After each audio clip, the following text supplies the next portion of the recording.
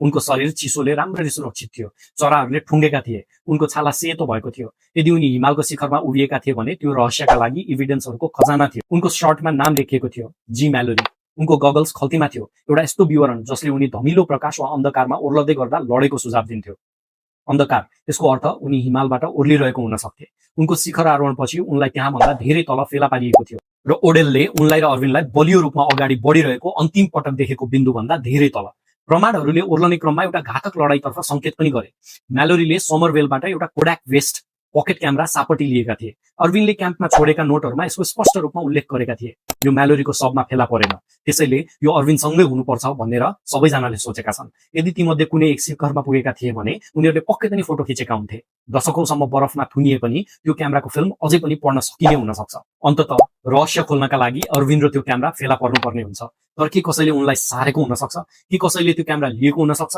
उनी म्यालोरीको नजिक किन थिएनन्? म्यालोरीको शरीरमा अझै एउटा डोरी जोडिएको थियो जसले अर्विनसँग डोरीमा बाँधिएकै अवस्थामा लडेको सुझाव दिन्थ्यो। निधारमा ठूलो चोट लागेको थियो, तर सम्भवतः त्यो घातक थिएन। उनको खुट्टा भाँचिएको थियो, करङहरू भाँचिएका थिए, कुइना फुस्किएको थियो र नीलडामहरू थिए। थकित, जमेको, अर्धअन्धो र पीडामा उनी सायद हिउँमा ढलेका थिए।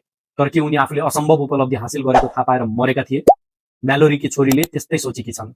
उनले भनिन् कि उनका बुबाले सधैँ आफ्नी आमा रुथको एउटा फोटो बोक्थे। हरेक आरोहणमा त्यो उनको खल्तीमा सुरक्षित हुन्थ्यो। उनले त्यसलाई शिखरमा गाड्ने योजना बनाएका थिए। जब उनको शव फेला पर्यो, त्यो फोटो गायब थियो, तर उनका लुगाहरू र धेरै व्यक्तिगत सामानहरू त्यही थिए।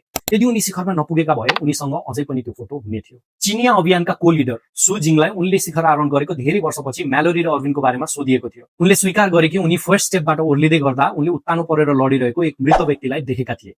उनका खुट्टाहरू उकालोतर्फ फर्किएका थिए। उनको शरीर एउटा चट्टानमा अड्किएको थियो र स्लिपिङ ब्यागमा बेरिएको थियो। यो अर्विन नै हुनुपर्छ। यसको अर्थ उनी अझै पनि त्यहाँ लगभग पूर्ण रूपमा सुरक्षित अवस्थामा हुनुपर्छ। थ्योरी यो हो कि डोरी जुन अझै म्यालोरीसँग जोडिएको थियो एउटा चट्टानमा ठोकिएर चुडिएको हुन सक्छ।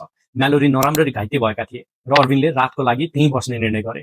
त्यसपछि उनी निन्द्रामै मरे। 2024मा अर्विन फेला परे। वास्तवमा उनीहरूले एउटा आरोहण बुट र मोजाभित्र अर्विनको खुट्टा फेला पारे। मोजामा सिलाइएको एउटा लेबलमा उनको नाम लेखिएको थियो। यो एउटा ग्लेसियरले बगाएर ल्याएको जस्तो देखिन्थ्यो, किनभने यो म्यालोरी फेला परेको ठाउँबाट करिब 2133 मिटर टाढा थियो। उनको बाँकी शरीर कहाँ थियो र क्यामेरा कहाँ थियो?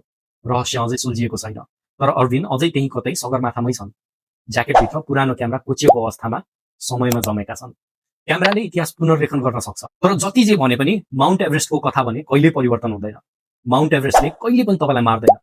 मैले यो गरेँ भन्न पाउने आवश्यकताले मार्छ।